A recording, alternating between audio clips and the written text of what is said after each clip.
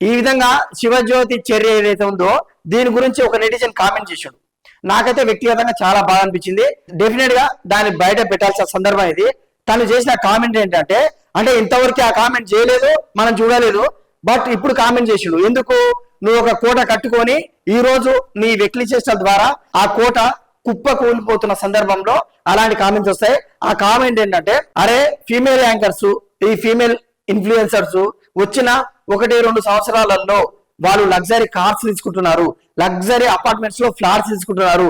మరి male anchors కొన్ని 10 సంవత్సరాల నుంచి, అట్లీస్ట్ ఒక 10 సంవత్సరాల నుంచి ఉన్న వాళ్ళు కూడా 10-20 లక్షల కారు కొనాలంటే వాళ్ళు ఈఎంఐలని అదని ఇదని సచ్చి బతుకుతున్నారు. మరి ఈ లేడీ యాంకర్స్ అంత బాగా యాంకరింగ్ చేయగలుగుతారా? ఈ మేల్ యాంకర్స్ యాంకరింగ్ చేయలేరా? మరి ఎందుకు వాళ్ళకి ఇంత షార్ట్ టైంలో కోటీశ్వర్లు అవుతున్నారు? ఎందుకు అంత లగ్జరీస్ లైఫ్ వాళ్ళు గడుపుతున్నారని క్వశ్చన్ చేస్తున్నారు.